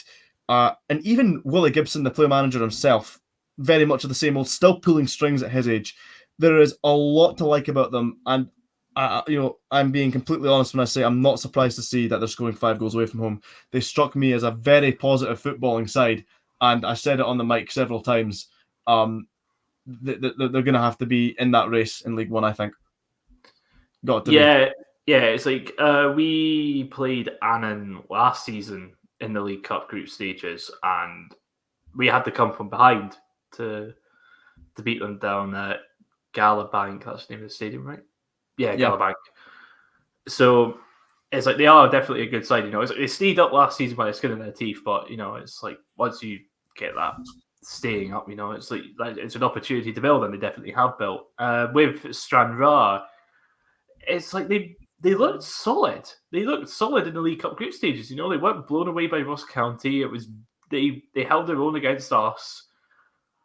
But then Scott Agnew resigned. It was before this game. I think, yeah, it was because I jokingly put his name down in the group chat for the Rovers manager. But Scott Agnew resigned after last week, so something must have happened there because it's like they looked all right, like a team that could do that. Well, yes, probably not going to like win the league or make the playoffs, but like be a lot better than last season. It's like Scott Agnew kept them up, so could have possibly kept going with them, but this is really not what Stranraer needed right now. Well, just to touch on that recruitment, I was praising Annan for. I think the two I have to mention, from what I can recall, there was the goalkeeper Jamie Smith on loan from Hamilton, who's been exposed to a fair bit of first team football for his age. I think a good bit of experience with the Scotland youth internationalists as well. He looked like a very, very good signing on paper. Had a great performance against us. And they had the boy, I want to see, was he on loan from Hibernian, from Hibs? He was on loan from Hibs. It was Malik Zaid, a forward. And when I talk about having a good outlet up front, traditionally when I would say that, you tend to think, big guy up front, strong, physical, holds up the ball well, links up play. This is not that kind of player. He's not big or strong. He's actually quite small, frail, but skillful, and yet still very good at holding the ball up without looking to go physical. He's quite good at escaping the challenges, from getting away from the noise, linking up, making the darted runs away. He was a player that really impressed me. Like I said, when I watched Annan, there was just so much to like. And in this case, I think they could be dark horses in this cup competition as well. Very much the case. I think there's a saying that fortune favours the brave. There's several teams we've admired in this show alone in terms of the football we play. We mentioned Airdrie, we mentioned Falkirk earlier. I that kind of playing without fear, to go have a go at teams, to be open, first time passes, take the gamble. I think that comes a long way, a very long way, in having very successful seasons. And it's great to see. It's great to see it catching on in Scottish football. And Annan are very much in that same mould. Aye, absolutely. It's what you want to see, really. You want to see players being some technical players. It's like, I'll be honest, the only thing I know about that, he was the guy they brought in from Hizigen Zayed something. Zaid, I think it's Malik Zaid. Malik Zaid, yeah. It's like, but I'll be honest, probably the only thing I know about him is the fact that he's from Libya. That's probably like the only thing I know about him, just because it's like starting like lower league Scottish saves on FM. It's something that stands out because obviously it's like Scotland, Libya, Scotland. Yeah, listen. I'm sitting here praising him, but if you watch the highlights, he actually should have scored that game as well. He was through on goal, harder to hit the post. But in terms of his general play, I remember thinking he's a nice prospect in that team. So no, a lot to like about Annan. Them and Alloa, I think, will make for a very good game whenever they next play each other. I think Alloa have already beaten them this season. That's the whole, what they say, the unstoppable force meets an unmovable object or whatever. What for the neutrals, that's one I would suggest to keep an eye out for. Elsewhere, we have Spartans slumping to a 2-0 defeat to Livingston. So Spartans have obviously used up all their cup shock credits in the League Cup, it seems, after they beat Ross County. Livingston have a nice short trip down the road, a comfortable win, Stevie May on the score sheet, and Martindale knows the impact a cup run can have on a season. So for me, he's going to be one of the ones most keen to do well in this front.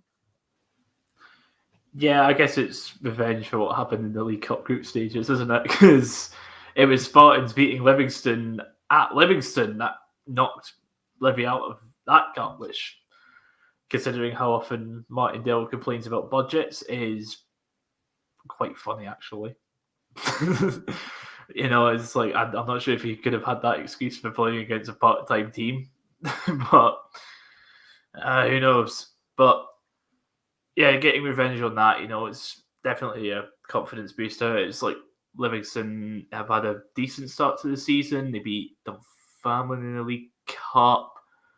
They somehow managed to beat Raith last week. Like, genuinely just baffled as to how that happened. Having been at the game, it was genuinely did not look like winning that game at all, but they managed to pull out the hat. I think that's what the Vermin fans were saying as well, where when Livingston beat the Vermin 2-0 in the League Cup group stage, the feeling was it was one of those where it's like it had 0-0 all over it for most of the game, but then Livingston just took their chances, and that's just what it is with them. It's like they have just come down from the Premiership. They're going to want to try and get back up at the first time of asking, although I will be honest, I don't think they will. I don't think they will come back at the first time of asking. They will certainly be looking to be in that race, though. Again, having come down, I think Martindale is trusted to rebuild and try and... Because it was a miracle when they came up before. I remember that it was under David Hopkin, wasn't it? Hopkin? I think... That was his name, wasn't Maybe? it? David Hopkin. I'm not sure if he was a manager, though, but he is a real person. You're not going mad. Yeah. I wasn't sure if I maybe got the name wrong for a second. I was doubting myself. But I remember it was seen as a miracle at the time, probably because I think they were newly promoted from League One at that point too. Martindale's always been in the background in the scenes. I remember speaking to someone years ago who just said to me, he was someone involved in the club at Livingston, and he said, at the time the manager was Gary Holt, and he went, now listen, the manager's Gary Holt. That's what everyone thinks. He says, the reality is, me being here every day, he says, the assistant manager, David Martindale, he says, he does everything. He runs the club. And I kept that in mind for when they had their next vacancy. No one had really heard of Martindale. I'd kept that, like I say, in the back of my mind, thought, all right, interesting to see how this will go. And of course, he went on that incredible run, League Cup final. And I think that season that coincided with the top 6 finish. I want to say it did. But the point I'm getting, just outside it. Yeah, maybe I can say. I think it was like on the split, they were within like a point or something like that. They were really close to it. Very good season. Martindale done an excellent job in the overall context of his Livingston managerial career so far. And the thing is, there'll be those league aspirations to get back up. I think the Challenge Cup can help a team massively. It can help a club massively on that front. And if they can get a bit of momentum, I think it'll do them the world of good. I think he will be one of the managers most desperate to get as far as he can in this cup competition. I thoroughly believe that. He'll be wanting one to help prove himself as a manager, because it's like, I do think it is like, with what he's done with those first 2 seasons at Livingston was outstanding. How he managed to get that club going, and then of course, yes, last season did finish fairly comfortably bottom. I think it was something. It's sort of like the Hamilton Accies situation a few, like towards the end of the 2010s, where it's like you just sort of felt that what was like relegation was inevitable, and it was a case of when, not if, because it just seemed to be circling the drain. And of course, it's like Martindale was again going on about budgets, but it's like there is a correlation between it's like size of budget and success. It's like, and Livingston constantly had the smallest budget in the Premiership, with teams in possibly like not as much as a gap between them and the Championship. Of course, it's like it's other teams getting relegated from the Premiership, so it's like your likes of Dundee United. It's like they'll have had bigger budgets than Livingston. It's like, I think Dundee United last season still had a budget that was like the equivalent of a top 6 Premiership team, or like not far off it, because obviously it's like they had those players who qualified for Europe the season before and then went down. So they're losing like ridiculous money in the annual. It was mad. What's it called again? The reports, the financial reports. Yeah. So, absolutely, a massive budget. But clubs tend to be like a ticking time bomb sometimes with these kinds of things, right? So you look at I'm going to give a few examples. I remember Aston Villa in the English Premier League flirting with relegation for some time. Then that one season, I think it was they'd sold Christian Benteke, and then Remy Gard comes in, and that was it. Bang! The ticking time bomb had went off. Then they were down and out in the Championship. One there of was the worst Sunderland Premiership seasons. Yeah, and then Sunderland were the exact same. Now, the reason I bring up these teams is because in Sunderland's case, they brought in David Moyes to steady the ship. David Moyes couldn't stop it. It's like I say, it's a ticking time bomb. It was inevitable. It didn't matter who was going at the helm there. It was going to happen one way or another. And teams can have a choice to make, obviously, whether, can they give the manager that sympathy and look to stick on with him? I remember Burnley did that with Sean Dyche, and they were rewarded. He brought them straight back up, and then they ended up getting to Europe not long after. So I think it's actually really heartwarming to see that there's a club that will actually stand by a manager post-relegation. That's so rare. Managers are now getting sacked these days for runs of bad form that don't necessarily have to stretch into the length of the month. And now we've got Livingston that will say, well, no, we know the job that he's done before. He has that credit in the bank. We trust him to rebuild again. And, I don't have a crystal ball. I can't tell you what happens in the future. But what I do think is the more they can keep momentum in a cup like the Challenge Cup, I think it will go hand in hand with the league campaign the same way it did with them before, with the League Cup and the Premiership. I think these things, it tends to be how it works. I think you look at the teams when they have one bad defeat, suddenly you're on a slippery slope. One bad defeat can lead to another one and then another one. I believe momentum in football works the same way. You get a good result, doesn't matter what competition, you're building up that confidence, momentum, chemistry amongst the team. So, yeah, just to kind of reinstate, I'm kind of repeating myself over and over, but I just need to stress, for as much slack that this cup gets, for me, it can do a team the world of good. Absolutely. It's just like it just takes one win. It just takes one win, and that will turn a team around. Like, it can turn a team around because they'll get that belief into them. And I can't think of, I'd go to England there for reference points, because I generally can't remember the last time in Scotland a team stuck by a manager post-relegation and then they brought them back up. It's unheard of these days. And I'm going to apologise to you now, Callum, because we've left this the last result. I don't think it was intended to be the anyway, last thank you for listening to Salmon's Pizzeria podcast. It's like we've got Facebook, Twitter, Instagram. That's all. Nothing else is to be talked about. Goodbye. That's enough. You've had your slice. That's enough pizza, everyone. No. Ayr United 3, Raith Rovers 2. I only know the scoreline. I don't actually know the habit of who was in the lead and whatnot at any given point. The note I do have, though, is that Scott Brown's men are still flying.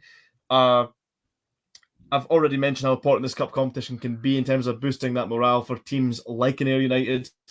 So I'll save that drivel again. But just a case now, we move on to you, Callum. What's your thoughts on the game?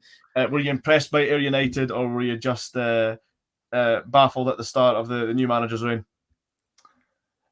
I will caveat this by I wasn't at the game, wasn't able to watch it, and obviously it's currently 9:45, so highlights aren't up. But with being in the Rovers podcast, of course, there was people down there giving updates from the ground, and it pretty much seemed like for the first 30 minutes, all Raith, and that showed by being 2-0 up. But then in the second half, there was a penalty that, admittedly, this is from a biased source where it is a bit dubious, or someone compared it to the penalty that we didn't get against Livingston last week. I caveat that whole thing with the fact that our referee last week was Colin Stephen, and I have many things to say about him. But then there was just like this 2 minutes of madness where just decided to chuck it, basically. And I feel like with Raith right now, it's a bit of a difficult one. It's like with that game, it showed a lot of promise. Obviously, being 2-0 up after about not even half an hour, and like the football that was supposedly being played was really good. But the issue, it just once again comes down to fitness, because it was basically all Ayr for the final half an hour. It's like we supposedly couldn't do anything, and it's like we've been missing play. It's like we were playing a 3 at the back, 3-5-2, we have 2 fit centre-backs. It's like Ross Matthews, love him to bits. Like this was his 200, 300 game, something like that, for the Rovers in all competitions. And it's like stick him in midfield, he's grand. Stick him at right back, he can do a job. But in this game, he was playing at centre back, and clearly it just hasn't worked out for him. And it is a shame that it has gone like that, because I think we're missing Fordyce, we're missing Ewan Murray, Kieran Freeman, who is our right back. He was on the bench. Sam Stanton returned. He was on the bench. Lewis Vaughan came on off the bench. Scott Brown, not the manager, the player who scored the wonder goal against Dundee United. I just need to sneak that in. He's still not back from injury. We've got who else? Jack Hamilton. He came off the bench against Edgewood in the first league game of the season, and within 10 minutes he was back off because he pulled. I actually don't think it's not a pulled hamstring or whatever, because a pulled hamstring only takes a week or two to come back. Now, I think he might have done something worse than that to his hammy or whatever, because weirdly enough, he was warming up against Ayr a couple of weeks ago when we played them, but he's just not been seen since. So not sure what's happened there, but it's we are just missing players, and it's you can't help but feel with some of the performances that we've been putting in these past couple of weeks, that if you could do what you could on Football Manager when you've got the in-game editor, how it's you can remove all player injuries. It's you can't help but think if you press that button on Raith Rovers, we would be in a much better situation. And it's just football. it's just what it is. But it's I still have hope for this season. It's people are bringing up. I remember people bringing up the 1994-1995 season when we last won the first division to go up into the Premiership. We didn't win our first 5 or 6 league games, and then it's we were double-digit points behind at Christmas, went on to win the league. And the thing is, it's that was the old first division where teams played each other twice. I think it was a league of 18 back then. It's the championship is just chaotic, and it has been for years. It's just you never know what is going to happen week in, week out. And so with this, it's of course I'm focusing on the Rovers for this, but Ayr United is I think they've had the best out of the entire SPFL. They've had the best transfer window, no doubt about it. It's from the squad at the end of last season to the squad they have now is probably the biggest jump in quality. It's a really good job what Scott Brown has done. He was doing a good job last season with them, and this season he started off wonderfully. I think they missed out on qualifying out for League Cup on goal difference, and that was because they didn't beat Bucky by 2 goals or something like that. They only beat them 3-2. Yeah, of course they've come. It's they've come back from 2-0 down to beat us. They've beaten Airdrie, a team that people were lauding last season, and rightfully so. They're a good side. Demolished them 5-0, and it's that. It's I felt before going into this league season that they would get 4th, because I thought, right, we're going to have a top 3 of Raith, Partick, Livingston, and then there'll be a middle 3 of Ayr, Falkirk, and Airdrie, where it'll be those 3 fighting up for the last 3 places. Nah, I've really underestimated Ayr. It's I did say, maybe not underestimated Ayr, probably overestimated the gap between Ayr and the top 3, but it's they're really, really impressive. Yeah, well, I mean, they gave themselves a very good account against Dundee United in the League Cup group stage. I mean, the boy Forbes scored a screamer of a free kick, and now he's meant to be sending away for Norwich, or maybe he already has left for Norwich for a big money fee.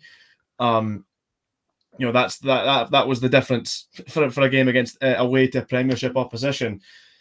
you mentioned the goal difference in the League Cup group stage. I'm sure it was a late Bucky goal that ruined it all for them. So they were very unfortunate not to escape the League Cup group stage. They're a team that are flying right now. I think predictably so. You go on about the transfer business. One signing they did make quite recently was Ryan Howley on loan. And I can talk about this because Howley was on loan at Dundee last season. Howley never really got into our team. He was either injured or the players that were playing ahead of him were just too good to be dropped. So we never got to see what he was really capable of. But he certainly came with a lot of raving about him. Fans from Coventry hold him in a very high regard. I've spoken to folk down south that have told me the same thing, that you just give him a run of games and you'll see that what you're getting with him is a terrific package. As I say, we never got to see that with him as Dundee fans last season. So I think that could be a signing that, if he lives up to the billing, could prove to be a completely, a gem uncovered, hidden in the rough there. So yeah, very, very interesting to see how Ayr United will go on to do. As things stand, what they're top of the championship. So yeah, they're top of the championship. They've won. They've played. I want to say they've played a game more than everyone. Yeah, they played a game more than everyone else because they moved their second game against Aki's forward because they were both out for League Cup anyway, so they just moved it. And so it's like they've beaten Aki's twice. They've beaten us.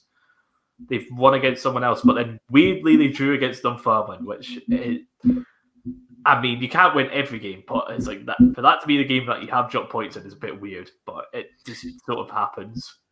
Yeah, so as things currently stand, because they are the top team in the championship, they probably are the favourites just at this moment in time in terms of winning this cup competition. So I'm just going to read through all the teams who are through so far. We've got Ayr United, Queen's Park, Arbroath, Morton, Dunfermline, East Kilbride, Inverness, Kelty Hearts, Alloa Athletic, Peterhead, Airdrie, Livingston, Stinhousemuir, Annan, and Hamilton. And there is the Rangers Colts team are due to play at Fraserburgh. That's not happened at the time of recording, so that's to be decided. So amongst that group, I'm going to put you on the spot, Callum. I want to hear who your favourite is going to be. I've already said I can't see anyone past Airdrie. I think Airdrie are going to win it back to back. And I've got a sneaky feeling that Queen's Park could prove to be a bit of dark horses themselves and go really far this tournament too. I'm backing Ayr. I know I'm not just saying this because they have beaten Raith and it's sort of like, but we got knocked out by the team that won the cup. That sort of. Mm-hmm. No, Ayr are just so good. It's like you say, it's like Airdrie are up there. It's like I can definitely see them winning it depending on how the cup draws go, but it's like I cannot see past Ayr. It's like on the point about the Rangers Colts team not against Fraserburgh not being played yet. That game was moved because of international duties. That is why that game got moved. A cup game for teams at this level got moved due to international call-ups, and it's for a Colts team. Just another reason to put in the pile of just why these teams should not be in this competition. It's like, get rid of the B teams, bring back the foreign teams, and add some more Highland and Lowland League teams. Come on, I can't believe they got rid of them. I can't believe they got rid of the foreign teams. I was devastated by that. Yeah, I'll confess, when they first brought that in, I wasn't a fan of it. I didn't like the idea of like a Welsh team winning the Scottish Challenge Cup. But then again, I thought it was quite interesting that, because at one point, did we not have a team from the England Vanarama League compete? I want to say yes, we've had two teams. There was a season where we had two teams from the National League. I remember Dunfermline got drawn away against Boreham Wood. I can't remember who the other English side was. I think it was Sutton United. There we go. Students put in the chat. Wrexham and Solihull Moors were in it one year as well. Well, I know. So you might be right, but you might be right about Solihull being in it as well, because I think it was like the two teams that were in the playoff semi-finals but didn't make it to the final or something like that. I can't remember what the criteria was. You had the Irish teams, although with the Republic of Ireland, it was a weird one because obviously all of us are summer leagues, winter leagues, apart from the League of Ireland, which is a summer league. It's like, that's why they had to bin off. It's like I think it was like a quarter-final or something like that. The Bohemians were meant to be playing against East Fife, but they had to bid it off because it came during the pre-season. They just kept pushing it back, and it was just like, that we're going to have to cancel this. So it's a shame to see them go, but it's like, it's something different. You know, it's like you play in the lower leagues, just SPFL in general. It's like you play the same team 4 times a season in the league. You have the League Cup group stage, the Challenge Cup, the Scottish Cup, and then you've also got the playoffs. So you could be playing the same team 9 times a season potentially, and it's like adding that little bit of variety is like, it's something different. And what bugs me the most is the fact Raith got drawn against 2 foreign teams, and they were both Northern Irish. It was Cliftonville and Glenavon, however you pronounce it. We got both of them at home. You know how disappointing that is? It's like, I don't care if I'm going to have to go to Belfast or the middle of nowhere in Northern Ireland. It's something different. It's like, well, that's it. The away days that are on offer. Exactly. We had TNS away under Gary Bowyer. Yeah. It's like having teams like Bala in it. It's like, Bala's a lovely wee village. And it's like, imagine getting that as an away day instead of East Fife, Airdrie, or whatever, for like the 6th time in a season. It's like, it's something different. Or like bringing in more of the league, the Lowland and Highland League teams. Because there was a thing where it's like, I don't know why Callum Blyth were like bottom half of the table last season in the Lowland League. I have no idea why they're in this competition when it should be, I think, Cumbernauld Colts were like 3rd or something like that. They were the next highest after East Kilbride when it came to the non-B teams. It's like, and it's just sort of like, why are they not here? And it's like, there seems to be like this thing where it's like there'll be an odd number where it's like 1 year it's 2 Lowland and 1 Highland, and the next it's 2 Highland and 1 Lowland. It's just weird. It's like, it's like, if I'm going to do any changes to it, it would be removing the B teams, bringing back some of the foreign and more non-league teams, just for variety's sake, really. Yeah, no, I think it's a very good point, having that variety. I've always found it quite fascinating in regards to those Northern Irish teams playing in the Cup as well, because I think it was based on league positioning for them, I think. I don't think it was just like they were picked at random. So I just love the idea.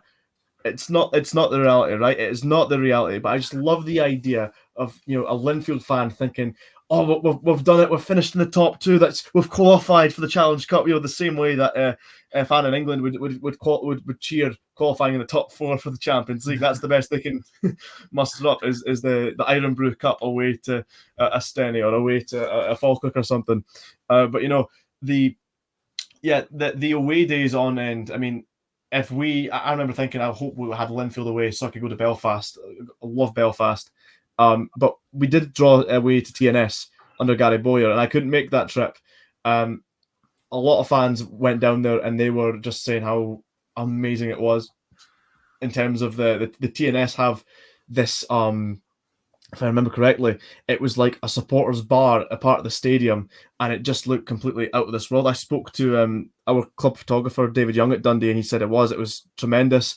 And he said, you know, you go to football grounds, and you'll get mixed reviews on food, but he said the food there was proper kitchen. It was just absolutely fabulous. So yeah, no, the variety is good. It's good for the fans. I think more than anything else.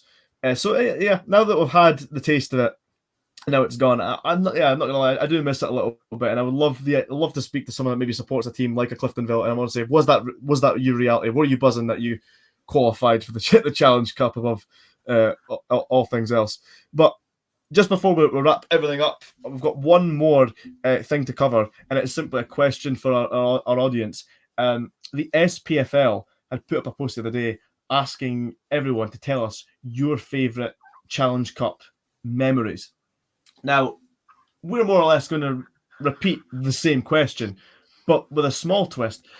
With that kind of question, you expect the memories to be, oh, you when our team won it back in 2005 or in 2008, that away day. You think something is good. You think you can kind of see what answers are coming up. We've got a tweet here from David Kemp who replied to that. This is absolutely spectacular. I want to see more comments like this. He said that Connah's key Nomads were time wasting against Dumbarton to an outrageous degree, only for a late equaliser from the Suns to force the game into extra time.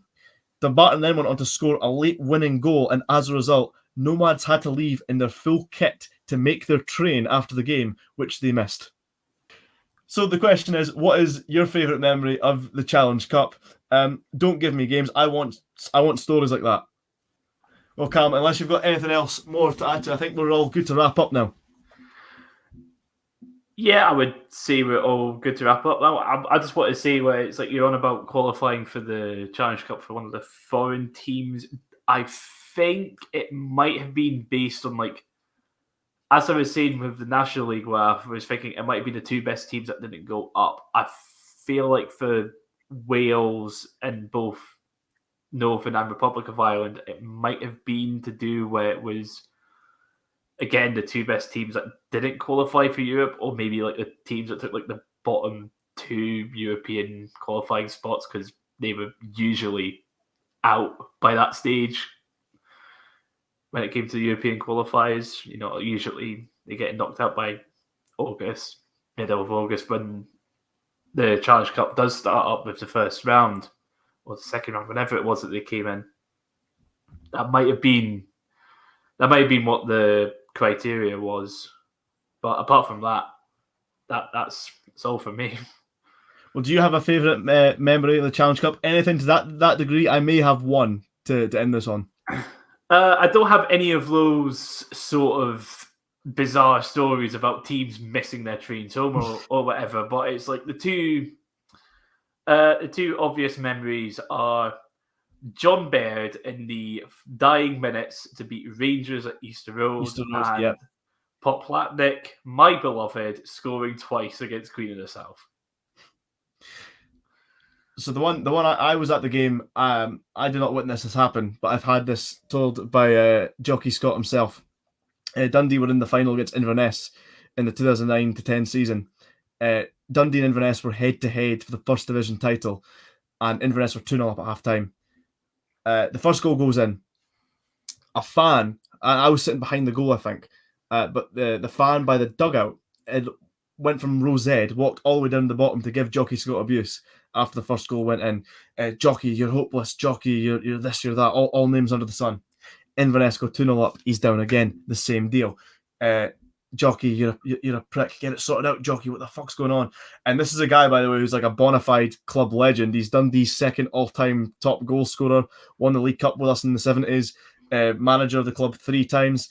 And come full time, we've won the game 3-2. The same guy. He's came back down. He's on the same journey, but of course this time it's Jockey. You're a genius. I fucking love you. Football fans are weird. We're a weird bunch, aren't we? Well, Jockey, when he told me this story, he told it with a smile. So I think he still holds it in a nicer regard than others would. But no, that's we'd like to thank you all if you've tuned in for this duration of the SPFL Trust Trophy results roundup here on Salmon's Pizzeria. Congratulations on making it. We're now at 55 minutes nearly. Some people may want fancy this in-depth, unprofessional analysis. Who knows? So this is Callum Blyth and Ethan Hampton signing out. Like to thank you all again for tuning in.